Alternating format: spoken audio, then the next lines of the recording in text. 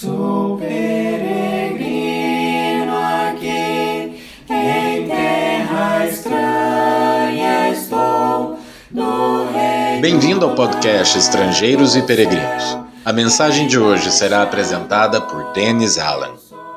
Hoje vamos refletir sobre um pensamento super comum e extremamente perigoso, o pluralismo religioso. No final do episódio, darei a resposta à pergunta 935 e a nova pergunta bíblica do dia. O pluralismo é o conceito de convivência de ideias diferentes e até contraditórias. Na política, valorizamos um sistema que permite debate e divergências. Uma política boa em um lugar ou um momento histórico pode não ser tão boa em outro. Quando se trata de artes visuais, literárias ou musicais, até incentivamos gostos diversos. Nós não entendemos que um estilo artístico seja o verdadeiro e exclusivamente correto. Mas em outras áreas, o pluralismo não funciona. Nós contamos com certezas da matemática, da física, da química, todos os dias. Ninguém confiaria no sistema bancário se fosse pluralista. Quando você deposita R$50 na sua conta, você não aceitaria se o banco acreditasse apenas R$20? 50 não é igual a 20. Nós aceitamos algumas verdades como fixas, certas e absolutas. No mundo ecumênico, o pluralismo religioso é visto por muitos como uma atitude louvável.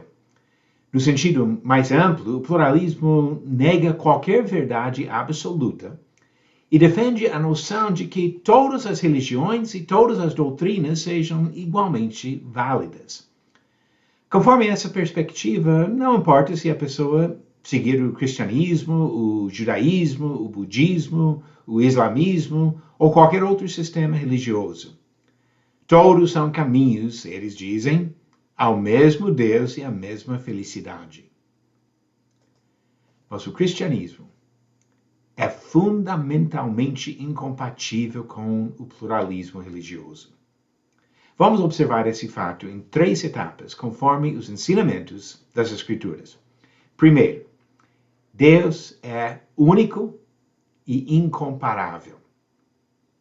De vários textos bíblicos que afirmam a distinção entre o Deus da Bíblia e os outros objetos de adoração, Isaías capítulo 40 é um dos mais desafiadores. Isaías pergunta: com quem comparareis a Deus? Ou que coisa semelhante confrontareis com ele? No mesmo capítulo, o próprio Senhor lança o mesmo desafio. Isaías 40, versículo 25: a quem, pois, me comparareis para que eu lhe seja igual? Diz o Santo. Não são apenas perguntas. Esse capítulo está cheio de afirmações e evidências da natureza incomparável de Deus. Ele é superior à criação física que ele mesmo fez. Para frisar a grandeza de Deus, Isaías afirma que ele mede a imensidão do mar e do espaço com suas mãos. Deus recolhe como pouca coisa toda a terra, os montes e as ilhas. A existência do universo oferece evidência do poder de Deus. E ele é superior às suas criaturas em conhecimento e sabedoria, e por esse motivo, ele não recebe instrução de ninguém. O Senhor é superior às nações e aos seus governantes. Toda a madeira de uma grande floresta não seria suficiente para queimar um sacrifício para Deus. E todos os animais da mesma floresta não seriam o bastante para lhe oferecer. Em contraste com a grandeza do Deus Criador, Isaías comenta sobre a ideia absurda de um homem fabricar seu próprio Deus. Ídolos são feitos por homens que foram feitos por Deus. Quem adora tais imagens é uma abominação para Deus. Segundo fato, Jesus Cristo é o único caminho que leva ao Pai.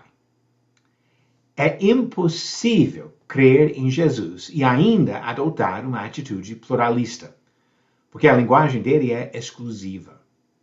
Em João 14, versículo 6, respondeu-lhe Jesus: Eu sou o caminho e a verdade e a vida.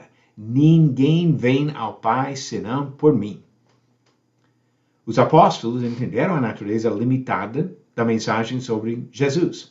Pedro falou aos judeus em Jerusalém sobre o Cristo, em Atos 4, versículo 12, e disse: Não há salvação em nenhum outro, porque abaixo do céu não existe nenhum outro nome dado entre os homens, pelo qual importa que sejamos salvos.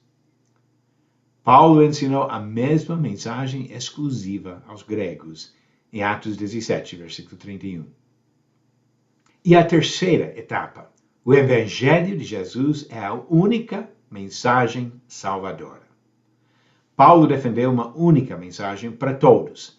Disse em Romanos capítulo 1, versículo 16, Pois não me envergonho do Evangelho, porque é o poder de Deus para a salvação de todo aquele que crê, primeiro do judeu e também do grego.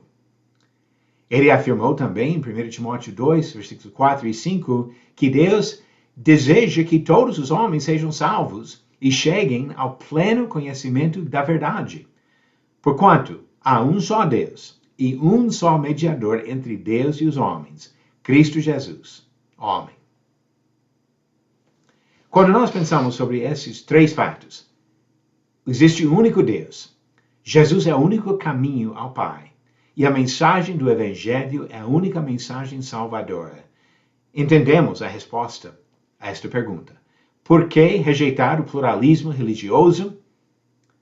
Rejeitamos o pluralismo religioso para aceitar a vida eterna que Deus nos oferece por meio de Jesus Cristo e sua mensagem salvadora. Vamos agora às perguntas bíblicas do dia. Pergunta 935. Verdadeiro ou falso? O primeiro filho de Davi, com Batseba, sobreviveu após Davi jejuar e orar 7 dias. Esta afirmação é falsa. De fato, Davi jejuou e orou, suplicou a Deus, mas no 7º dia a criança morreu. 2 Samuel, capítulo 12. E a pergunta 936. Nos primeiros capítulos de Provérbios, a sabedoria é personificada com qual figura literária? Alternativas. A. Um guerreiro no deserto. B. Um escriba que registra os erros dos homens. C. Uma mulher que clama em voz alta. Ou D. Uma árvore oculta que apenas os reis podem encontrar. Verifique sua resposta no final do próximo episódio de Estrangeiros e Peregrinos. O pluralismo sugere que todas as doutrinas e todas as religiões são igualmente válidas porque são meios para o homem encontrar felicidade. Mentira. Deus é único. Jesus Cristo é o único que nos oferece acesso ao Pai. E a mensagem do Evangelho é a única mensagem que leva à salvação. O pluralismo religioso nega os fatos exclusivos das Escrituras. Obrigado por nos acompanhar nessa jornada pelas Escrituras. Volte amanhã para ouvir mais uma mensagem do podcast Estrangeiros e Peregrinos. Seguimos pelo mundo a viajar.